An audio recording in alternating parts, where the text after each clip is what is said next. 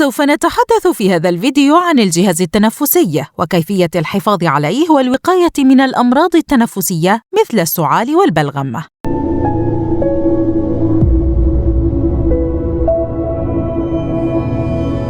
أولاً، يجب أن تعلم أن الجهاز التنفسي يتأثر بالعوامل البيئية كثيراً، فهو يعتبر بوابة الدخول إلى الجسم، وتناولك لمضرات جهاز المناعة وعلى رأسها الكورتيزون يؤدي إلى تدمير جهاز المناعة، وبالتالي تفتح الباب أمام معظم الأمراض الصدرية. الوقاية بسيطة جداً، ألا وهي شرب كميات وفيرة من السوائل وفي مقدمتها الماء. ثانياً، المشروبات الساخنة الخضراء وأكثرها أهمية البابونج، فهو مضاد للالتهاب مقوٍ للجهاز المناعي ومطهر للجهاز التنفسي، وقيل إن كأساً منه تعادل 200 ملغرام من الآيبوبروفين.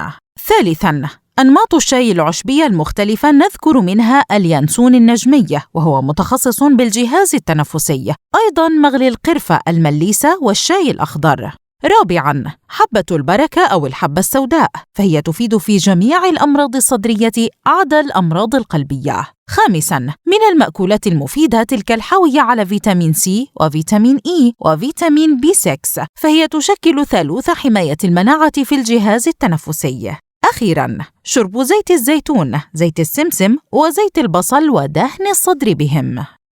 أصدقائنا، الهدف من قناة طب تيوب هي أن يتمتع متابعينا بصحة جيدة بعيداً عن تناول أي أدوية كيميائية. فإذا كنت تعاني من بعض الأمراض وتبحث عن العلاج بالأعشاب الطبيعية والخضروات والفاكهة، فتصفح قناتنا طب تيوب، فسوف تجد ما تبحث عنه. وإن كان لديك أي أسئلة صحية اكتب لنا في التعليقات، وإن شاء الله سنتناولها في فيديوهاتنا القادمة. ولا تنسى الاشتراك في القناة وتفعيل زر الجرس ليصلك إشعار بفيديوهاتنا القادمة.